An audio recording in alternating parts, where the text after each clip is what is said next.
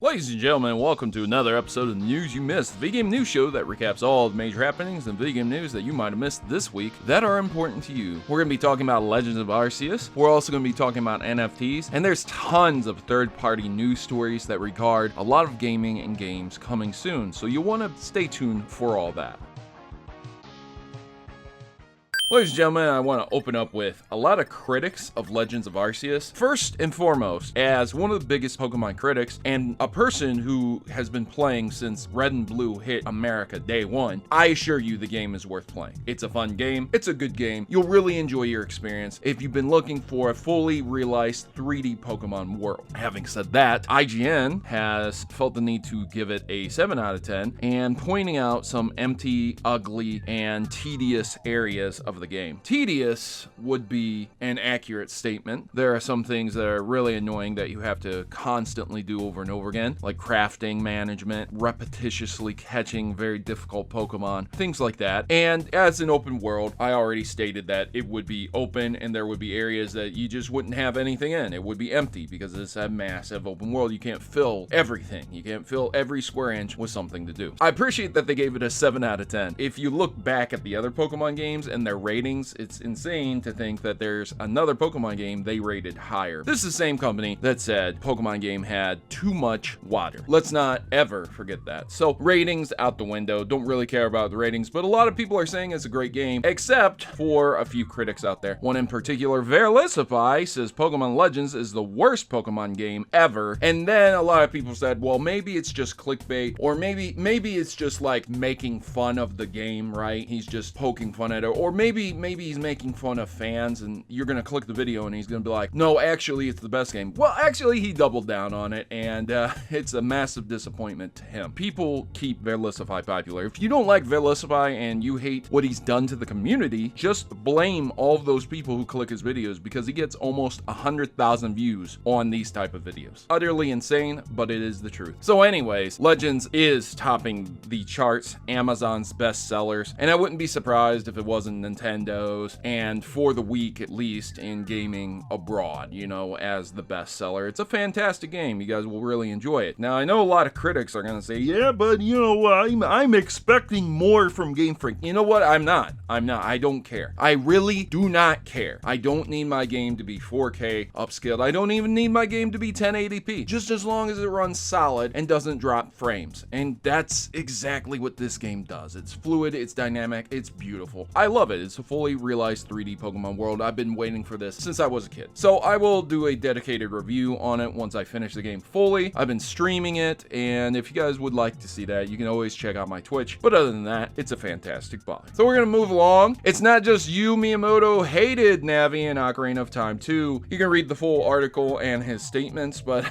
yeah, as a game developer, can you imagine how many times you would have to play through and get annoyed by that fairy trying to tell you the most basic of information? What is this, 50, 60 times now? You know, oh, we're going on 200 times now. Please shut up, fairy. You know what I mean? Retro Studios are now looking for tools engineer and technology engineer. You're gonna see some clickbait articles. They're gonna reference this and say, oh, Metroid Prime 4 is still in development, you know, stuff like that. This can be in reference to somebody just literally walking away from the job, having some issues, you know, their grandparents could have died and they have to move across the country to deal with that. Nintendo Switch outsells the PS1 worldwide, so for all those people saying, nope, PlayStation 5 is doing gangbusters, so is the Nintendo Switch. Nintendo Switch is doing great for hardware that was released almost 5 years ago now. There's a lengthy Metroid Dread interview that was translated with the producer talking about the Series 2 HD, the EMMI mechanic, Mercury Stream, power suit design, popularity of Metroid-like indie games. So if you're interested in that and you want more Metroid information, I would strongly encourage you to check that interview out. Nintendo has seemingly blocked 1,300 different songs from this guy, and they have a lot to do with the main Nintendo games. They're just songs. There's really nothing else to them. I'm pretty sure this guy didn't really put a lot of gameplay over it and things like that. So it really is just the music. It's just the OST. And a lot of people have speculated that this is going to be happening because Nintendo is going to be like bringing it over to Spotify. One of my biggest pet peeves is when I get on YouTube and I see black and white Light 2 music just hits different. I love the music, and I appreciate people that are uploading the music, but you can't be mad when Nintendo literally claims their property. But it is what it is, right? A French retailer has been spotted putting out warning notices in the PS5 section that Microsoft bought Activision. I'm sure that's in relation to Call of Duty and people thinking that PlayStation is still going to be getting Call of Duty, which they will. They're going to honor their contracts, but once the contracts are up, I mean, come on, man. The writing's on the wall, right? Speaking of PlayStation, we're going to talk about the PlayStation Plus games for February, which is EA Sports UFC 4, Planet Coaster Console Edition, and Tiny Tina's Assault on Dragon Keep, a Wonderland's one-shot adventure. Not exactly the most hypest of games.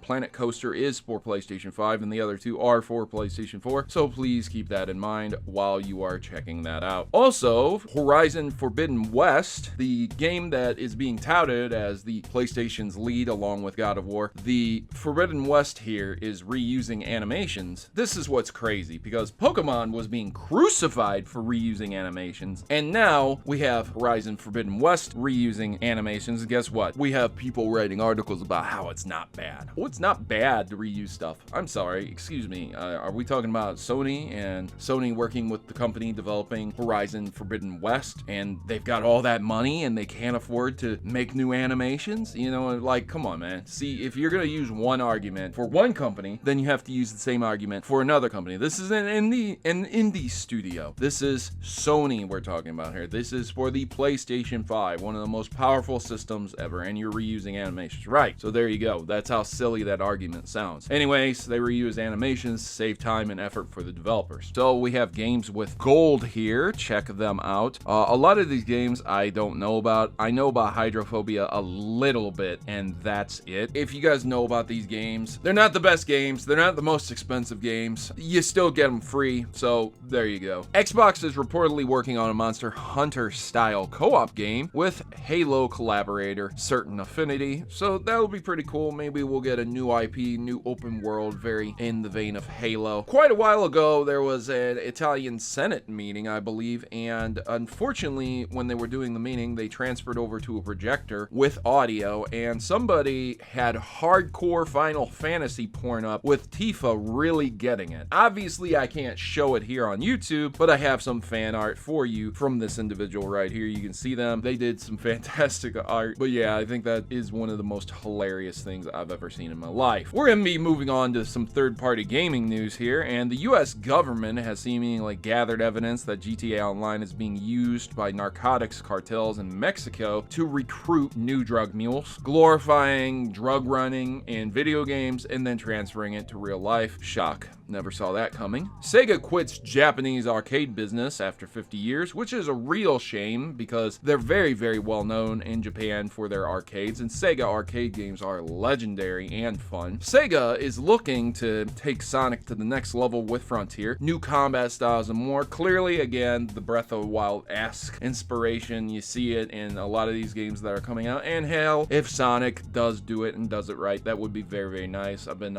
waiting for something to come very similar to Sonic Adventure. Quantum Dreams Star Wars Eclipse is reportedly inspired by The Last of Us, which, I mean, I don't know. Some people are pointing out that it's just gonna be shitty SJW propaganda, but maybe not. The PS5 version of Cyberpunk 2077 has been spotted in the network backend of the PlayStation, which suggests that it's going to be releasing soon, so if you're interested in that, check it out. DICE is instead reportedly focusing on Battlefield going forward instead of Star Wars Battlefront 3, which is a shame because a lot of people really like Battlefront.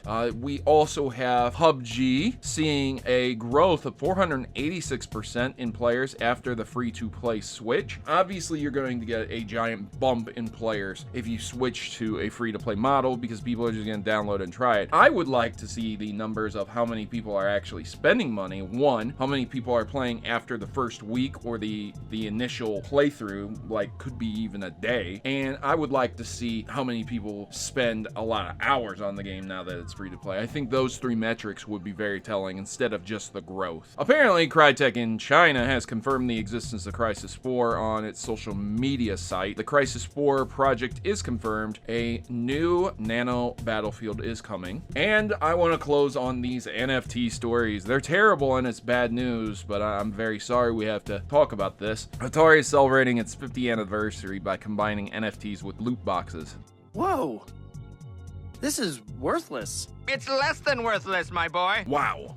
You can't get much worse than that. Oh, but there is worse. Ubisoft executive says users don't get it. An extraordinary NFT interview. This was quite some time, and I responded that we do get it. We get it. It's a unique piece of art that you alone own. That's fantastic. It gives more of a reason to play extensively. That's also great, and it offers capital to invest in development.